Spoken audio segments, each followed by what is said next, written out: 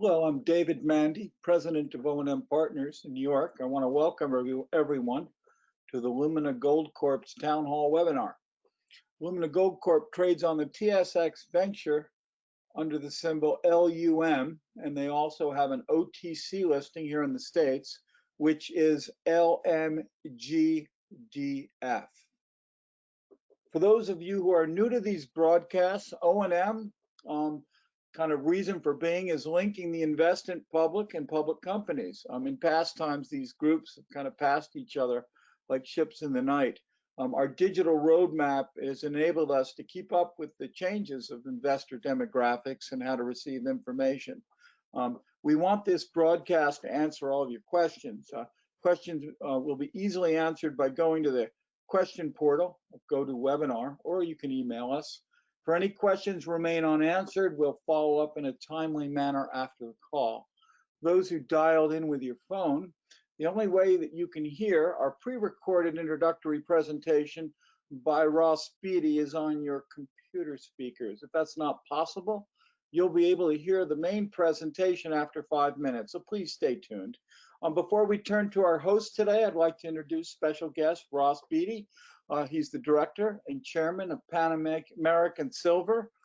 He founded Pan American and currently serves as the chairman of the board. He's also a member of the finance committee.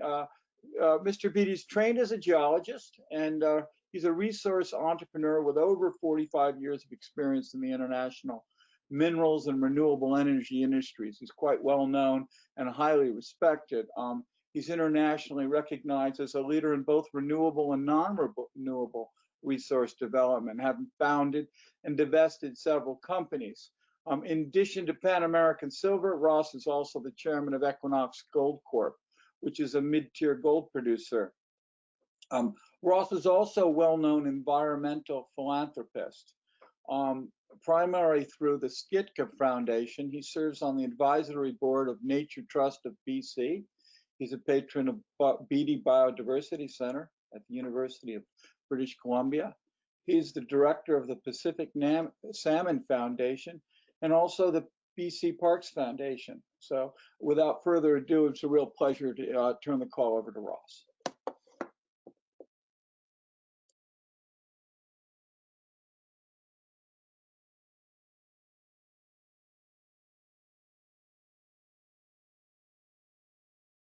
Good afternoon, ladies and gentlemen. Thank you for joining us today.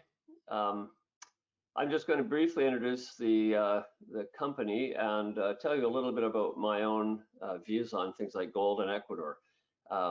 As most of you know, I'm a real gold bull. I became bullish really in the late stages of the last bear market, which started in 2011, ended in 2016. And we started Lumina Gold to kind of take advantage of that bull market. We went to a very underexplored country that had been a kind of a pariah for many years, Ecuador. And we found this great property, which we acquired very cheaply. And we've really focused on that one property called Cangrejos. But I also had a lot of other gold investments. I really went long gold in 2016. And then in 2018, being even more convinced that the market was kind of missing what I was seeing, which is that the gold fundamentals were fantastic. I started an operating company called Equinox Gold, and that's become a very big success because it has not just development plays, it's a producer. It has now 6 operating mines. So I have really focused on gold. It's been a big part of my investment world, and so far the thesis has been pretty well proven out.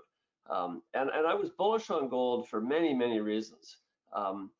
When, you know, from 2016 to 2020, actually gold had a pretty good run. It went from, you know, 1050 to 1250, and then it kind of hit a pause, but the equities didn't move. Equities like Lumina Gold, we were discovering gold all over the place. We eventually, I think we have 17 million ounces now in inventory in Lumina Gold. 17, that's just a massive endowment, a massive amount of leverage to higher prices. But it wasn't, you know, really the equities that moved. The gold price moved, and it was just inevitable that the equities were going to catch up. And I think they're still very undervalued, but they will catch up in due course when more and more people accept the fact that we are in a long-term bull trend for gold. Really, without COVID, gold was doing really well. Gold was running for all manner of reasons, you know, negative interest-bearing debt, massive amounts of monetary stimulus all over the world. And then when COVID happened, it just was fire. It was gasoline on the fire. It happened that every country in the world just kind of, they lost their brains, and they borrowed and they printed money like crazy. Every single currency has been debased, and that's always good for gold. It's been good for gold for 5,000 years. So today, Lumina has done extremely well in its business plan. It's developed this massive deposit. It's ready to find a large company now to take it on and build a mine there, huge mine. Ecuador has proven itself. Every major company, I should say, in the world, from BHP, Anglo American, I mean Rio Tinto, you name it, they're all in Ecuador. And so Ecuador's proven itself as a good place to be on the mining side. There's a couple of large mines now. Lundin Gold is a huge operating mine there, gold mine. A couple of Chinese companies have big copper mines. Ecuador has proven itself. The gold price is moving, and there's actually nothing different today than was the case a week ago or a month ago, or will be the case in 6 months or a year from now. The gold bull market is founded on these long-term trends. And while we're not at the beginning of the cycle, we certainly aren't at the end of the cycle. We're sort of in the middle somewhere. And I just see gold continuing to run. Who knows how high? Who knows when it's going to end? And it's going to end sometime, but it's probably going to be years from now. And it's going to have some really crazy upward movement, I think, before it ends. We're nowhere near that right now. Every reason to own gold that was here a month ago is going to be here, I think, a year from now, and if not even more. Between all the financial side, between the geopolitics, between the generalists who are just now starting to get into the gold game, the gold supply side is bullish. I mean, it's just a great, it's really a perfect storm for gold. So I'm extremely bullish on gold. How do you play gold? Well, the best way to play it in terms of leverage, you always get a better run on an up market with equities. And the riskier but best capital gains are usually made in the juniors. And so Lumina is in a great position right now. It's got this huge deposit. It's confirmed the economics. It's got an incredible value. I think Scott Hicks is going to tell you about that right now, how levered it really is to the gold price. I mean, it's a great deposit at $1,200 gold, and at $2,000 gold, it's a stupendous deposit. So I'm very much long. I'm putting my money where my mouth is. I really love the team that we have with Lumina Gold. I like being in Ecuador. It's, as I said, it's proven itself to be a mining-friendly country. And I'm really looking forward to outsized performance coming up from Lumina Gold, from the standpoint of marketing the company for divestment, from the standpoint of it continuing to be levered as a great gold play, and because it's really cheap today. It's still cheap. If gold does nothing, the stock should still move higher because it's got such fundamental value. And with that, I think I'll thank you again for joining the webinar here and your interest in Lumina Gold, and I'll turn it back to David. David. Thank you so much, Ross. Pleasure. Appreciate your introductory remarks. We're now going to turn to our host. We have President and Chief Executive Officer Marshall Colville of the Lumina Group. Marshall has 40 years of corporate experience in the mining business. He's done it all: M&A, finance, mineral exploration, mine development, and even operations experience. He's worked at mining projects for over 30 countries. He's previously the president of a renowned consulting and engineering firm in the mining and energy space, called Colorado-based Pincock, Allen and Holt. He's also a member of the Lumina Group for over 15 years, and he's sold 7 companies successfully during his tenure. And we also have Scott Hicks, who's VP Corporate Development and Communications. Scott worked previously as a banker, investment banker with RBC and BMO Capital Markets for over 10 years. He's been with the Lumina Group since 2017. So on that note, I'm going to turn the call over. We'll start with Marshall. To you, Marshall. Thanks, David. I appreciate the time today, and I appreciate your audience spending some time with us to go through the Lumina Gold story. I think Ross sort of set it up real well in the context of the Cangrejos deposit, the sole asset within Lumina Gold being the largest primary gold deposit in Ecuador. You know, the business plan of the company through the Lumina Group in the last 15 years has always been to take on large projects, advance exploration, de-risk them, do all the engineering work, and set them up so that they can be built by a major mid-tier company. And so if we look at the Lumina Group's track record, this is primarily Lumina Copper plus Anfield, which is Equinox today. But the Lumina Copper story really started in sort of 2003. Ross took a view on copper that it was 85 cents at the time, that it would move to $2. It went well past that. It went to $4, but assembled a large, highly prospective group of copper projects, large porphyry projects in mining-friendly countries. We did a lot of work. We advanced them, de-risked them, and sold them on. I joined him in 2004 with Northern Peru Copper. I was the CEO, and then subsequently have been involved in all the Lumina Group companies. You know, in total, we've raised about 275 million and returned about 1.6 billion to shareholders, and that's pre the Lumina Gold story. So let's talk about Lumina Gold. Our main asset, as I said, is the Cangrejos deposit. It's the largest primary gold deposit in Ecuador. We've drilled it over the last several years, and we have indicated resources of 10.4 million ounces of gold, 1.4 billion pounds of copper, and then additional inferred resource of gold of 6.7 million ounces and 0.8 billion pounds of copper. Cangrejos is a top 15 global development project, and we just put out a PEA a few months ago. And basically the PEA shows a 25-year mine life, and that was up from the 2018 PEA that had a 16-year mine life. And the production profile is very similar, but it's 25 years instead of 16, and that's at 366,000 ounces of gold per year. It's a low-cost project. I'll get into part of the reasons why it's such low cost. So if we look at it net of copper, the AISC, all-in sustaining capital, is $604 an ounce of gold. It has robust economics. So we did this study at $1,400 gold, and that gave us 1.6 billion NPV at a 5% discount rate, and the IRR was about 16.2%. But it's got massive leverage to the gold price. So if you look at a 20% up gold price from the 1,400, that takes you to a 2.5 billion NPV at the 5% discount rate, and that's gold at 1680. So if you get in today's gold price at about 1935, we're well over $3 billion in NPV. So this project has a lot of leverage. It'll be a mine. It'll be quite large, long life mine, be able to survive several cycles within the gold price environment. And, you know, we spent the last 6 years de-risking this through significant engineering studies, geologic studies, environmental, social, all these things.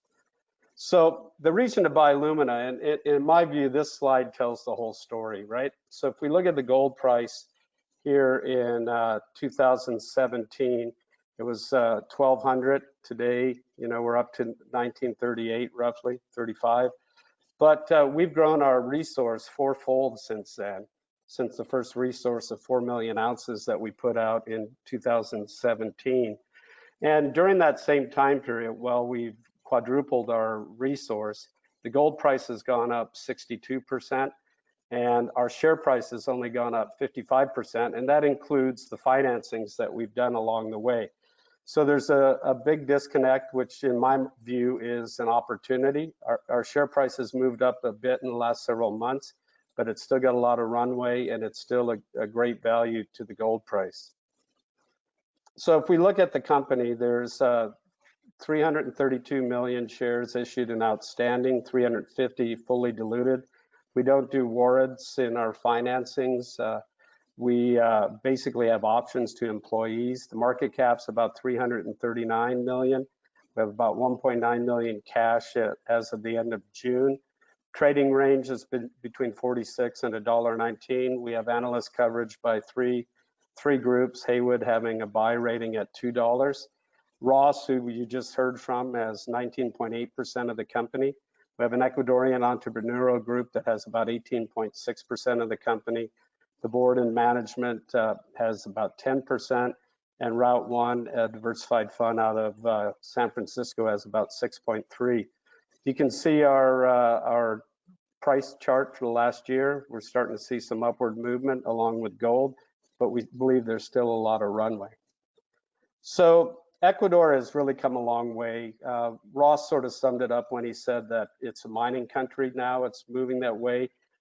2 large-scale mines were put into production at the end of 2019, Fruta del Norte and Mirador.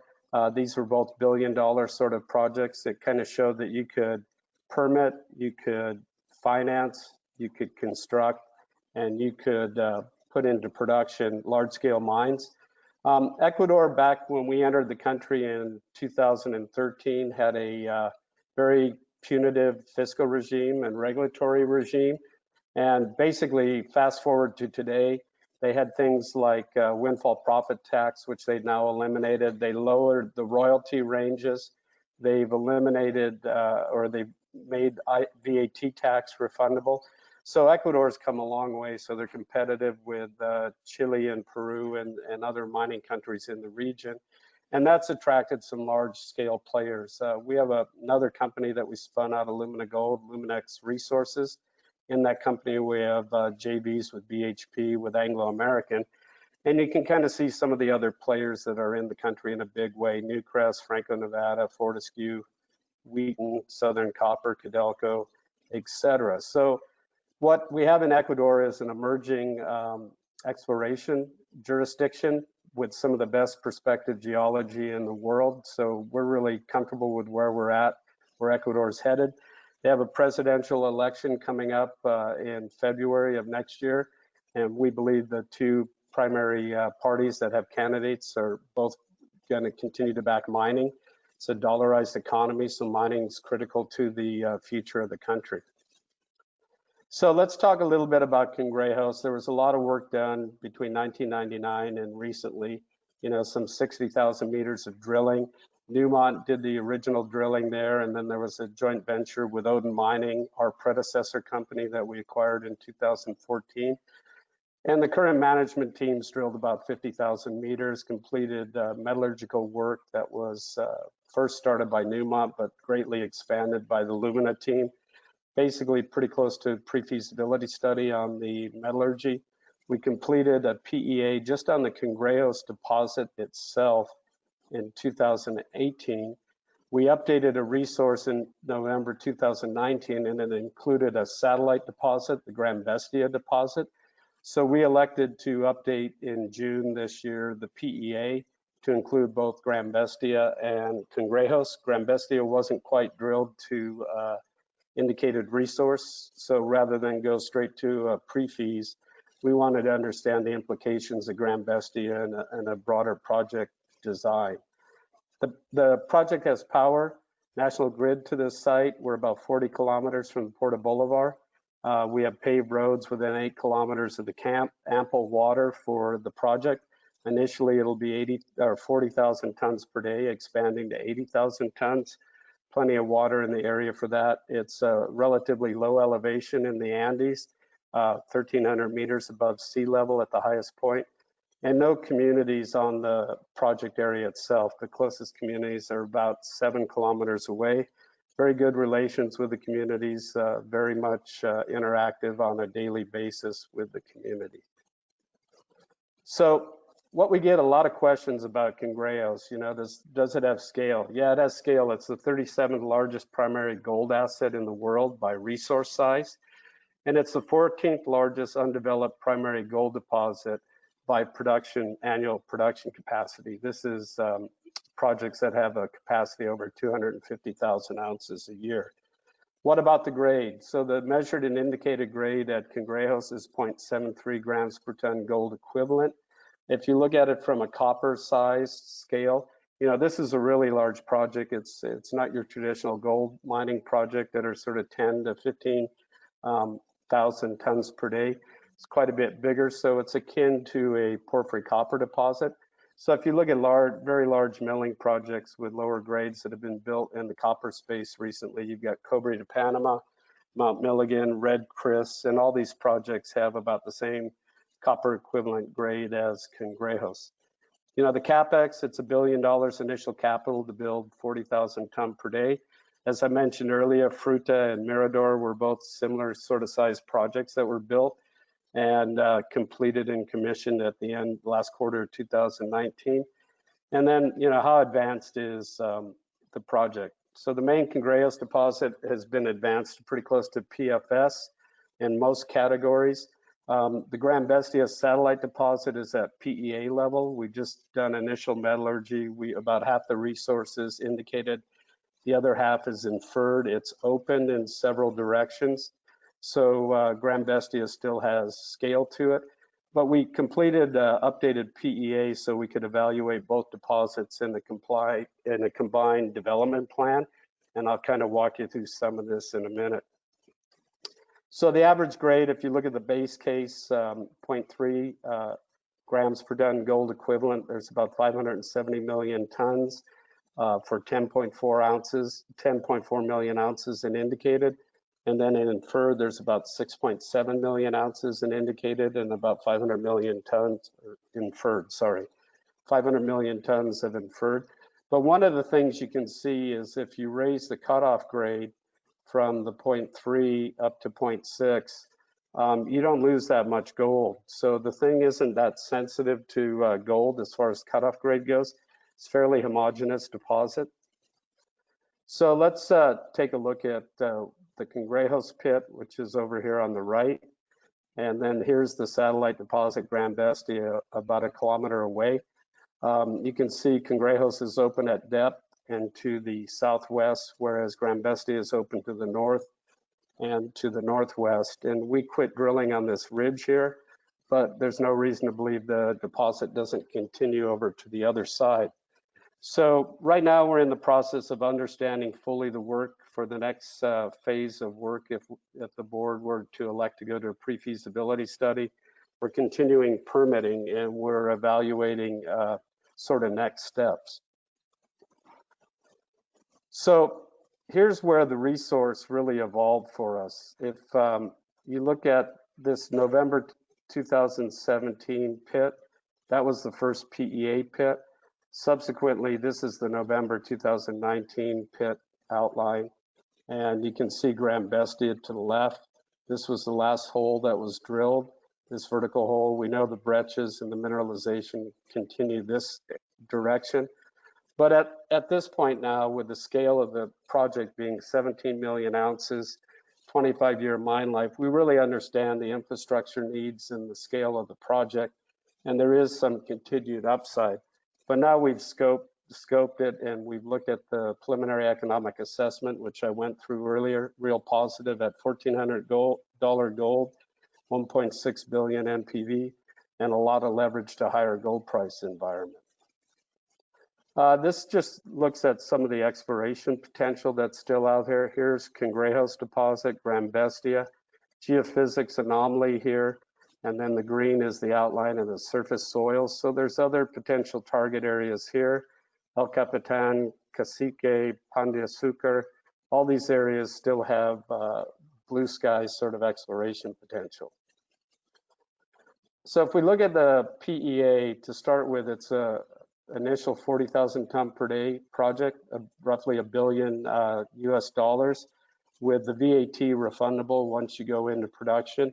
And then in year 6, expanding to $454 million expansion to take it to 80,000 ton per day.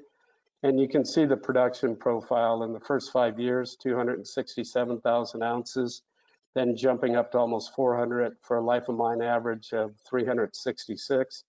And this is the copper production, life of mine average 46. If you look at the grades in the mine plan, without getting into too many details here, and then the 604 is the AISC number on a gold basis. If you look at it on a gold equivalent basis, it's $772. And then if we come down here and we look at the post-tax NPV at 1.5 billion at $1,400 gold and 16.2 IRR. If you look at, as I mentioned earlier, 1680, you get roughly 2.5 billion NPV and a 21.7 IRR. So a lot of upside to the gold price in this project. Without getting into a lot of details here, the metallurgy is really good. We've upgraded a lot of the work there. We've gotten the gold recoveries to 82%, copper to 84%, silver 69%, and we would produce a molybdenum concentrate. So the products you would produce is a doré gold from a CIL plant, a copper concentrate that has gold in it. So about 12% of the gold comes out of the doré, 70% out of the copper concentrate, and then 84% of the copper out of the copper concentrate, 56% of the silver, and 14% of the silver comes out of the doré, and then you recover about 50% with the molybdenum circuit. So this is the layout, the plan map of the project. Here is the Cangrejos pit, the BESTIA pit, primary crusher to a plant site, and then you would haul waste rock to a waste rock storage facility. The plant site, you would convey tailings up to a dry stack tailings facility. And one of the advantages of the dry stack facility is you can recycle quite a bit of the water for processing. You also tighten up the footprint of the project significantly versus conventional tailing sites. And so we've gone that way. So there's a lot of environmental and permitting benefits to that as well. Talked about earlier about Cangrejos being the 14th largest undeveloped gold project. And these are of projects that can produce more than 250,000 ounces of gold per year. The ones in blue are majors and mid-tiers. The gold bars are the ones that are held by developers, single asset companies primarily. And you can see where Cangrejos sits in the mix. So one of the things that we believe, secondarily to just the size growth and the leverage, the fourfold growth in the resources, we also believe that the development peers and the juniors in general, which Ross mentioned, are just starting to move up. Generalists are starting to look at juniors. But we've been trading in Ecuador, the developers, at a substantial discount on a PNAV basis. And basically, the average developer in Ecuador is trading about 0.35, whereas you look at the Western developers, they're trading about 6.1. So we believe that there's some upside too as Ecuador continues to improve itself as a mining jurisdiction. And, you know, with the recent mine development and a lot of the exploration dollars going into the country, and we believe a presidential election for the next term being pro-mining or continued mining, we will see, we should see improvement in the PNAV. So that's another reason to look at Lumina Gold as an investment thesis. So how do we compare to our development peers? You know, we trade well below a lot of our development peers. You can look at the attributable ounces of gold on a gold equivalent basis on the bottom, and versus resources over here on the equivalent gold equivalent basis as far as cost. So you can see that Lumina is trading about $11 per gold equivalent ounce, upside there.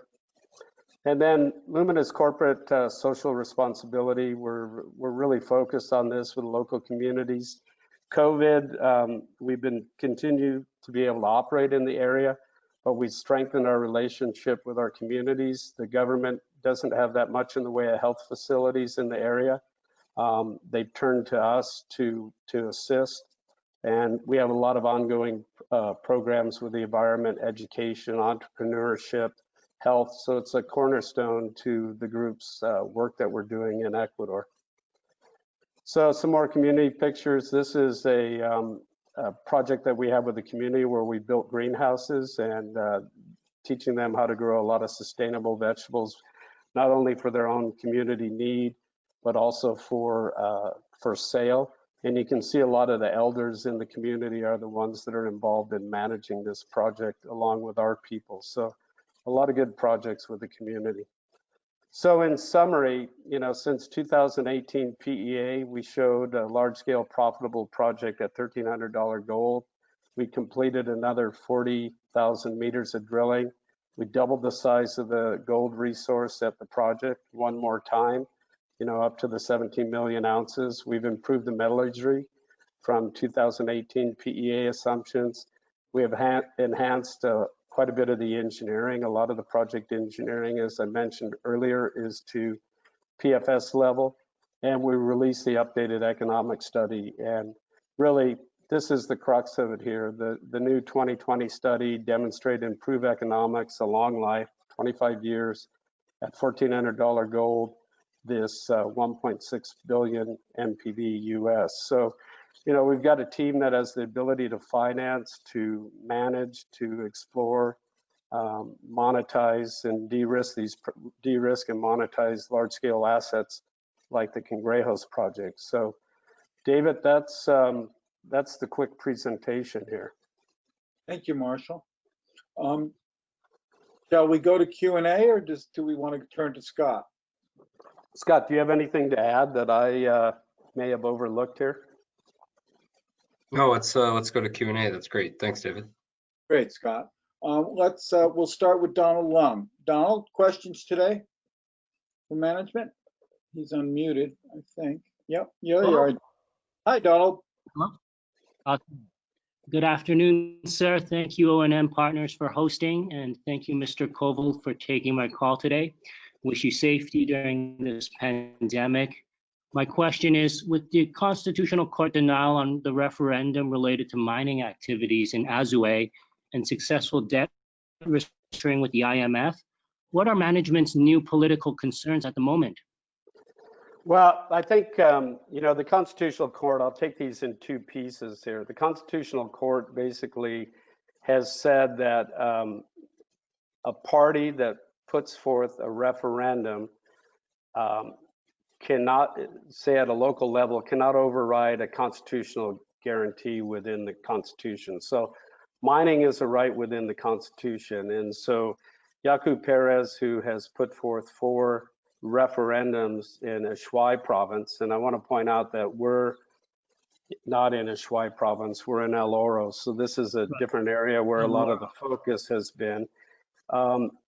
You know, the 4 referendums have been shot down by the Constitutional Court, basically on the merits of, you know, the court won't hear something that'll override a constitutional right by a local issue. Now, that doesn't mean in the future you may not see more referendums, but I think from the referendum perspective, it's primarily focused in Ushuaia province, although it affects in all of the sector within Ecuador is helping, you know, with filing briefs with the courts.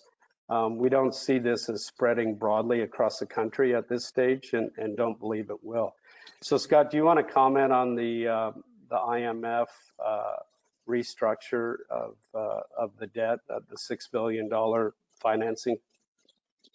Yeah, I mean, I think it's no surprise to anyone that, you know, both with COVID and Ecuador specifically having, you know, experiencing lower oil prices here, there's a lot of fiscal strain.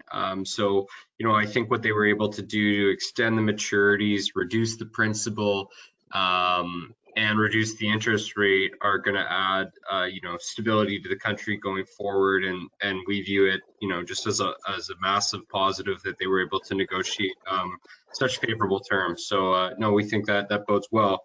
But then when you think about, you know, what the country kind of has to do going forward on the fiscal side, we believe that, you know, as they continue to diversify away from oil, mining will become a bigger and bigger part of the economy. Right. So do you see future tax changes in the horizon? No, I don't see anything in that regard. I think the trend has been positive. In other words, bringing down taxes to make mining more competitive. Ecuador's a dollarized economy, as you guys know, and they need direct foreign investment. That's part of why the IMF restructuring was really critical. So I think I don't anticipate anything, although we continue to lobby the government to improve the regulatory structure so that you can permit things quicker. And obviously, if there's chances to lobby the government for lower taxes, et cetera, the industry will do it. But I think from the industry, broader industry perspective, we're in a good place now. Thank you, Mr. Koval and Mr. Hicks. Thank you. Doug. Thanks for being on the call. We'll turn to Doug Loud. Doug? Hopefully I'm unmuted. You are indeed. How are you today, Marshall? Good, Doug. When you were passing through your slides, you made a comment about what I thought you said was you got a return of the VAT once you went into production. Yeah. How much is that? Is it a serious number? Because sometimes it Yeah, can. the VAT is 12%. Scott, do you remember off the top of your head, it was like $88 million dollars? Is that correct? Is that Yeah, about between right? the initial and expansion capex, it's around 120 million. So it is a very material number. That's like a whole new equity financing.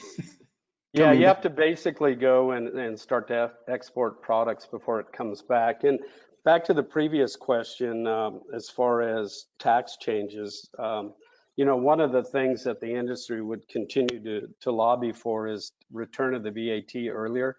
It happens in Peru and some other jurisdictions where the VAT is sort of returned on an annualized basis. I don't know if we can get there in Ecuador, but that was a significant change that came into play sort of in 2018, where the VAT didn't used to be refundable, and now it is once you start production. And that was done in the Moreno government, the current government. That's great. My other just viewpoint was looking at your maps. It's really too bad you can't have one big pit instead of having 4 or 5 little-ish ones each 100 meters apart. Yeah, so we did a little bit of drilling in between, and there is some mineralization in between, but what we saw with the limited holes we put in there, we didn't see a strong continuous zone. That's not saying that with more drilling it may not be that way, but we knew that Gran Bestia outcropped right on this ridge, and rather than focus on the areas in between, we went to where the previous work that Newmont had done. They had drilled 5 holes there and had some good hits. So we started from the top and sort of drilled out, and we defined, you know, a significant ore deposit or mineral deposit there. And so that's the focus. But, you know, there is some mineralization in between the 2 pits. And, you know, if I go back, the 2 pits semi-join here in this cross section.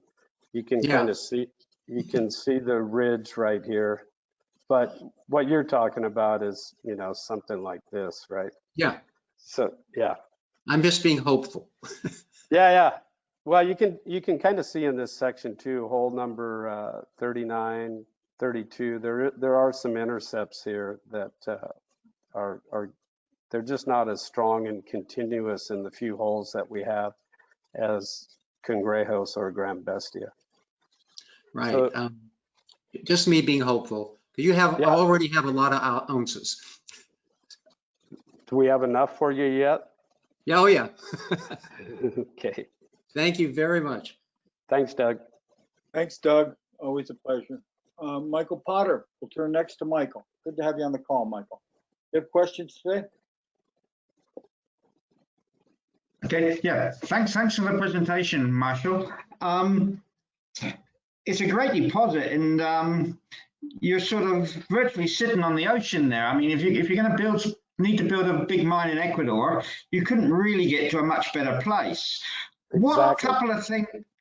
What couple of things do you think you could put your finger on, which would really help make the project more attractive to somebody who wanted to buy it? So, you know, I think you got to continue to advance the engineering work. Well, let me back up. Right now, the project should be attractive to somebody who'd want to buy it. There's enough work that's been done at the PEA level and quite a bit of its PFS that an acquiring company, it's a good break point, because they would come in and they would do their own engineering work, and they would build off of the base that we've done. Just by way of my background, I used to be president of Pincock, Allen and Holt, and we were the independent engineer on a lot of mining financings for the banks.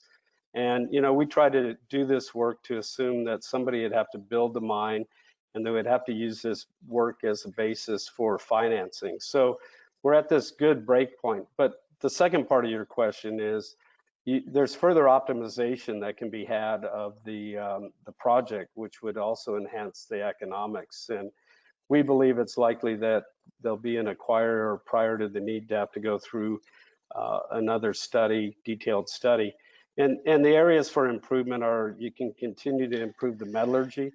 You can do some more infill drilling and expand the BESTIA deposit. You can do more to work on lowering, operating costs, because the project's going to be a lot more sensitive to operating cost and metal price than it is initial capital. So we think that the project's at the point where an acquirer could move forward with it, and if that didn't happen for some reason, there's other things you could do to optimize the project. Okay, so you're not really looking at doing any really significant further investment other than sort of fine-tuning what you've already got and sort of making the package look more attractive. Yeah, I mean, Ross made the point that the project's ready to move on to somebody that would build it. We've done a lot of work. We understand basically where the areas are to move forward. We're continuing our permitting work, all the work you're doing in the field, but we're also evaluating the results of the PEA. We just got the final 43-101 filed in August, and we're evaluating all the recommendations for the consultants. So, that's kind of where we sit today. Okay, so basically, you don't want to do any more work which somebody else is going to come along and have to do again later on for their own needs. Correct. Yeah, I mean, we've outlined for a 17 million ounce deposit, we've got the infrastructure figured out. Obviously you do more work there, an acquiring company would. Maybe they had different preference, like we went to energy saving a mill, a high pressure grinding roll instead of a SAG mill. So, there'd be operator preference issues, and that's part of the reason why if we move way down the PFS or a feasibility track, you're always going to have a acquiring company come in and look at it their own way. So, that's where we focus on de-risking technical risk and that sort of thing, and understanding the scope and scale of the project. Okay, thanks a lot. I understand now a lot better where you're at. Thanks a lot. Thanks a lot. Thanks, Michael. Thanks for your questions, Michael. We're going to turn to Nick Paladris. Nick, question today for management. Paladores. There you are. And is there any outside groups that are being agitators when it comes to Ecuador, like we see in the U.S. with various things? There's NGOs, and I think in the case of Ushuaia and the referendums that were talked about earlier, and that's primarily been focused on just a few operators in that region. There's obviously some NGOs involved in it. We don't see a lot of NGO activity over in El Oro province. It's been a mining province. Our other assets in LUMINA'S are in Zamora Chinchipe, which is another mining province. Not to say that there aren't NGOs, and as profiles of these projects increase, that they won't come out of the woodwork. But it seems to be in the province of Cuenca, and primarily in that area where there's a lot of NGO activity. And the other interesting thing that happens to be the part of Ecuador where there's the highest expat population as well. Don't know if the two issues are related, but we're not seeing broad anti-mining stuff happening all over the country. It seems to be primarily focused at this stage in that region. Okay, excellent presentation. Thank you. Thank you. Thanks for being on the call, Nick. We're going to turn to Stratos. Stratos, question today? Good to have you on the call, Stratos. Unmuted. There we are. Can you hear me? We can hear you. Yep. Okay. Yeah. Hi. What is your cash position at the moment, and how long can you last without the financing? So at the end of June, we had $2 million.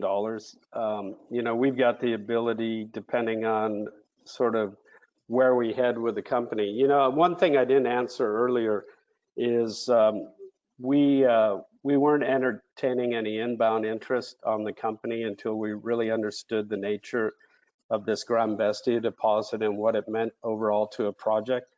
So, when we put out our resource estimate in November of 2019, we started to basically understand the scale of the project, and we started to have some inbound interest.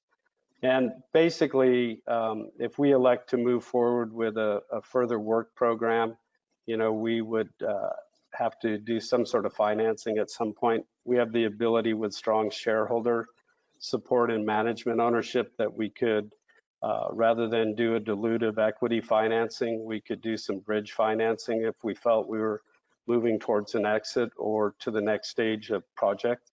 So, we have the ability to fund without much issues. Scott, do you have anything you want to add to that?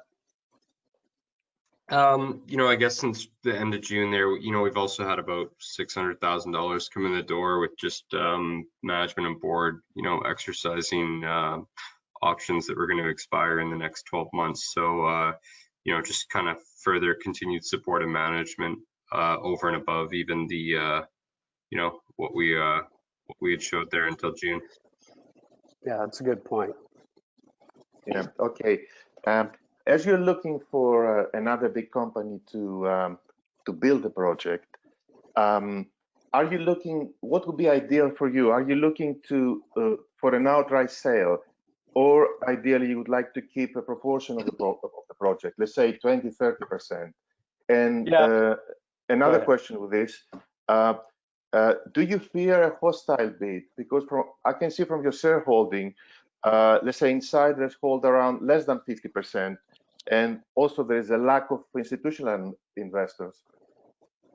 All right. So to answer the first question, the history of the group, and these are all the different companies that we sold, and I've been involved with the group through all of this.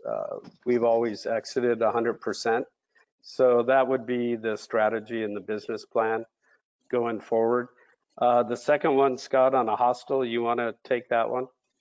No, we're not concerned about that. I mean, you'd have to get, two-thirds to be successful in a takeover bid. And, I think with 30% between Ross management and us knowing, I appreciate your comment, there's not a ton of institutional ownership, but I mean, in general terms, I think between the Ecuadorian group we know quite well, it's a group of individuals, management and Ross. I mean, there's about 50% of the company right there, plus one institution in San Francisco. So I mean, yeah, we know where most of the shares sit and reside.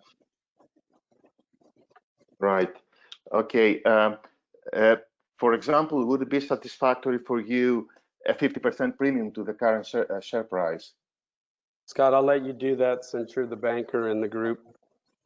Yeah, I mean, I think in the development space, there hasn't been a ton of M&A until more recently, and it was just starting to pick up before COVID hit, and this development part of the curve. And I think we've seen premiums come up a bit on average because the valuation gap between developers and producers was pretty much the largest it's ever been. So I think we would hope for something more than that, obviously, to reflect the value of the project. But we also are pragmatic and know that people can only afford to optically pay so much of a premium compared to where something trades at in the market. I think the right way to think about value would be a PNAV multiple, and typically developers tend to trade if you're 0.5 to 0.6 a PNAV multiple. And I can see how somebody might apply a country risk premium to Ecuador. So I'll probably leave it there. Okay. Scott, this is David Mandy. It seems that you raised a very good point. I mean, is this historic levels, this disconnect between the developers and the producers? Have you seen the magnitude of it? Is it pretty? I mean, it's wide. I mean, if you look at the Western guys at 0.6, I mean, some of the larger producers are trading, 1.5, 1.6. So, I mean, they have a whole turn of multiple between developers and large scale producers right now. And, I'm a little surprised that we haven't seen more producers use their currency and stock to purchase and reload on their development pipeline. And I'm not sure if that's just because COVID's made it much harder to do M&A in the last 6 months. But I would expect that would pick up in this gold price environment and with these multiple gaps. That's really part of the opportunity here. I think it's a lot less. It's a lot less Ecuador than the fact of that gap between developers in investment demand. So I think I'm really glad you brought that point out. It's actually twofold, David. It's both of those things. There is an Ecuador discount, and then there is that gap. And then, we go back. So, I mean, that was a good question. So we go back here and we look at, what's happened with how we've advanced the project. And, we've grown the project significantly, and you can see the movement of the gold price in the blue line here over this 3-year period. And you can kind of see where our market cap has been, and this includes the financings we've done, which have grown the market cap. So, this gap here, somewhere in between here, is where we hope to start to move to in a potential sale situation. And we hope to move up from, this 0.35 PNAV to closer to, where the Western producers are, like Scott was saying, 0.55, 0.6, right? Right. And of course, the goal here is to get the value, continue to have the value of the stock, right? I mean, the price of the stock keep up with the value you're creating, right? Yeah. I mean, and today, so along those lines, David, along those lines, today we closed at $1.05 a share. So our market cap is 347 million Canadian, which is about 250 US. And, we have gold at 1933. So, there is room. And I think COVID's kind of slowed things down a bit in Ecuador, but, both Fruta and Mirador are back in production. And as they continue, things improve. I think you'll see Ecuador as a jurisdiction start to move up towards the Western gold developers. The Ecuador developers move from the 0.35 towards the 0.6 on its own, right? Now that's independent of what happens with the gold price. Right, exactly. It's a good point, though, to make. Let's turn to Scott. Scott, do you have any other questions from our audience? Sure, there sure are. But first I wanted to recognize Marshall Barrel. Marshall, can you unmute yourself? Yes. Can you hear me? We yes, can, Marshall. yes. Yep.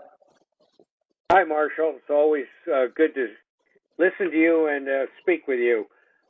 Following along on the questions that were just that you just went over, is there any additional interest between the gold companies and the copper companies getting together to jointly develop a project such as this?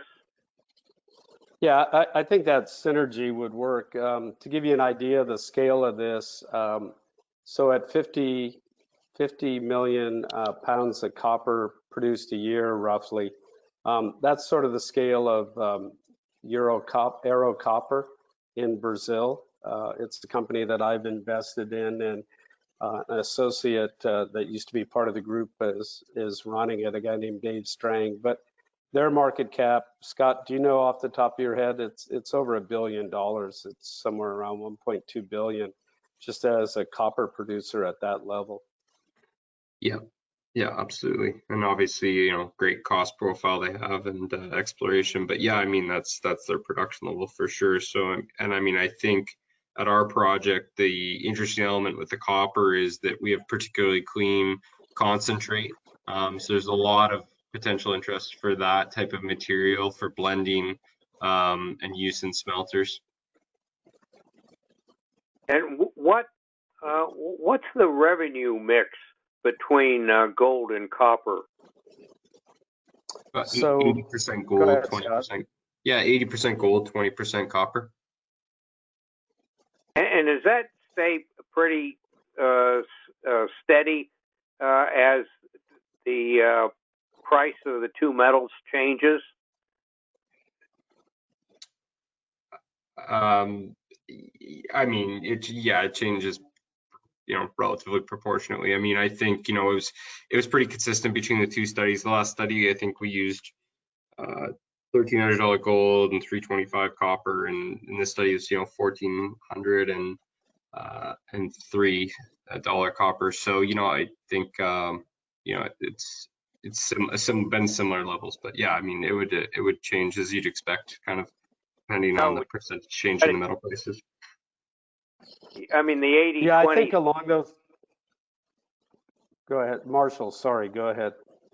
No, I was just going to say, I realize it'll change, but it's still, instead of 80-20, it might be 85-15 or 75-25, but still in a reasonable range. Yes, yeah, for sure. Yeah, I mean, the sort of things that you might see, Marshall, is you may see, primarily a gold producer look to do something with potentially an off-taker on the copper. There's a lot of options on how somebody may approach it. But I think if you look at companies like Barrick and Newmont and some of the major gold producers, they're all trying to get more copper into their profiles. So, I think it fits with a lot of that type of strategy. I don't know your view, Scott. Yeah, no, I agree. I think it's the right level for a gold producer to hand on heart call it a byproduct, but I think people like having that in their portfolio. Okay, thank you very much. You have a very good update and a good presentation. Thank you. Thank you, Marshall.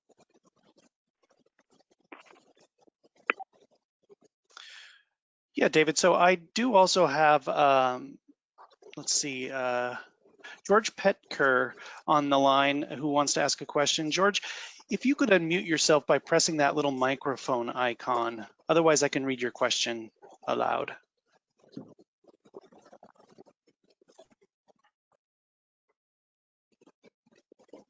So George did type in his question as well, and I'll read that right now.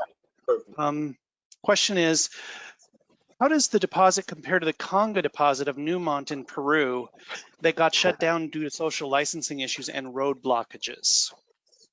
Yeah, it's so Conga has multiple pits. It's the Peral and the Chalagon pit. I actually worked in northern Peru copper. We had an adjacent project called Galena. So the gold grade is very much the same. It's about 0.69 grams per ton gold ballpark. The copper's a bit higher in Conga. The mine life and the scale are fairly similar. So that's a good comparable. Another good comparable is Newmont's Boddington project in Australia. That average grade is about 0.8 grams per ton gold and 0.11 copper, thereabouts.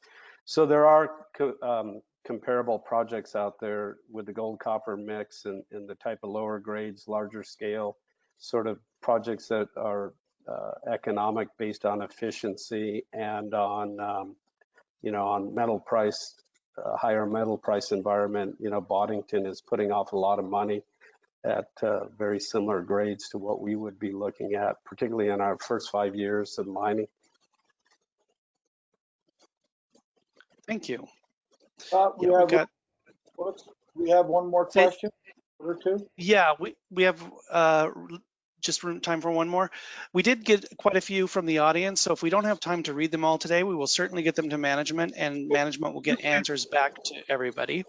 We can give them let's have a few more questions. Why not? Yeah, and let me add one more thing before we do that. There's a big difference also if you go back and look at Conga and you look at Cangrejos. Conga, you either had a truck concentrate or put a pipeline in 380 kilometers to a seaport. You're also at high elevation. You're sort of at 4,000 meters, 4,000 meters in elevation versus 1,300. The power in both countries is fairly competitive. A big user like Newmont or Yanacocha in Peru is probably a hair less than what we're seeing in Ecuador. But those are good comparable projects. We don't have the same history of social issues that Newmont had, but Conga is a great project, and at some point it'll be in production. It was already started into construction before they had social issues. Great, thank you. All right, here. I did want to mention too that, there were quite a few questions that have already been answered to some degree, including this one, but this one had a specific kind of outlook to it that I thought maybe you'd want a chance to address. COVID-19 has affected the economy of Ecuador with unemployment and a drop in the quality of life for the population. I know you mentioned about the presidential election, but do you think that the political and social fallout will impact the elections for the president or the National Assembly? And does that in any way change your outlook? No, I don't think it changes the outlook, other than I think at the end of the day, it sort of cements, mining as a more critical component of the economy going forward. So Ecuador had put a light system in place, so red light, yellow light, green light, as far as general populace and different areas in the country that was hit by COVID. But all along, mining was deemed an essential industry, and basically it was encouraged to put the proper protocols in place. We did this with our LUMINA'S company, with our Condor project drilling. We shut down voluntarily, got our protocols in place, and we're back drilling in April, and we've been able to continue to drill since then. So I think COVID has slowed down the day-to-day operations somewhat with the protocols, but given the government's view that it is a strategic part of the economy, strategic sector, and I think it'll continue going forward. Scott, do you have any view on that from what you've seen day-to-day in Ecuador? No, I think that was a good summary. Great, thank you. Another question here is, question on monetization plans. Lumina Gold's largest shareholder would like to sell the project this year. With year-end approaching, can the company still achieve a sale this year? Scott, I'm going to let you stick handle that one. Sure. Yeah, I mean, I think the person asking the question is referencing, Ross's comments in public comments in January.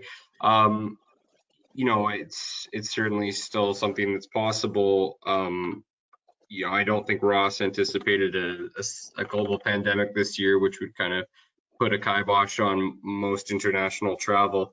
But it's still something the management team's prioritizing to work on as an option as we kind of think about the pre-feasibility study or next steps work on after the PEA recommendations. So it's still a possibility as an answer to the question directly. Great, thank you. Quick question here is, how much does the government of Ecuador take in terms of taxes or from the profits of mining? That's you, Scott. Yeah, so constitutionally, it's that they would get up to 50% of the NPV benefit of the project. It's the very last slide, Marshall. But just on a kind of annual tax basis, it's basically a 37% corporate tax, and then we'd hope to achieve a 3% NSR royalty to the government.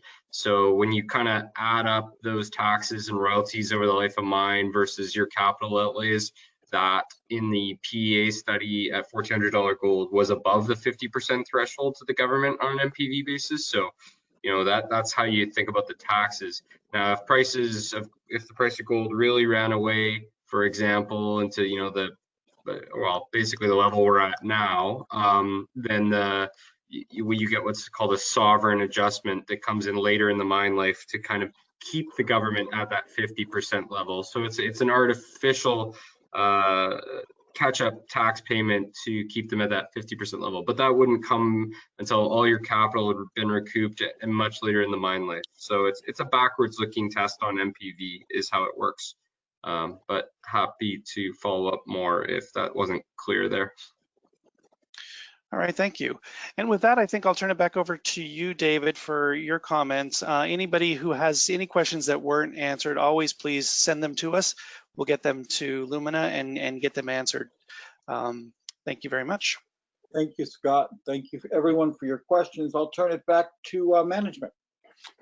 Yeah, just in closing, we went through this slide already. You know, we're a team with a proven track record. I showed you all the transactions we have.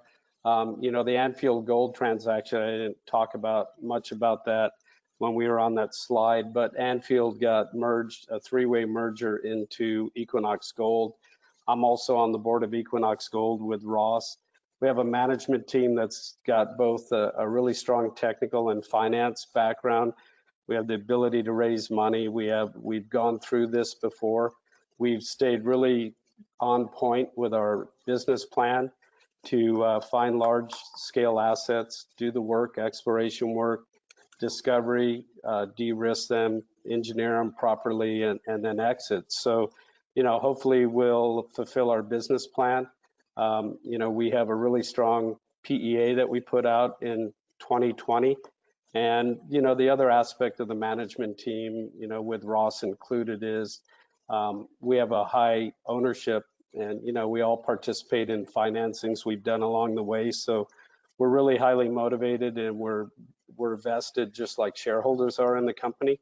So, you know, we look forward to this. You know, this will be a mine someday, hopefully sooner than later. And, you know, we look forward to continuing to create shareholder value, however things unfold and whatever direction we need to do to get there. That's my closing pitch. Scott, do you want to add anything? You know, I think Marshall said it a bunch of different ways, but I think if you guys want exposure to a lot of gold ounces in the ground and a stock that's undervalued, you know, I'd take a close look at Lumina Gold. There you go. I should have just said that and shut up, huh? Guys, well, that's why you guys are a team. Yeah. Thank you for presenting, and I want to thank everyone for your attendance today. We'll be following up with everyone, and we'll please continue to we'll continue to invite you to our next broadcast for Lumina, and please continue to follow. Thank you so much, everyone. Have a nice evening. All right. Thanks, David. Bye-bye.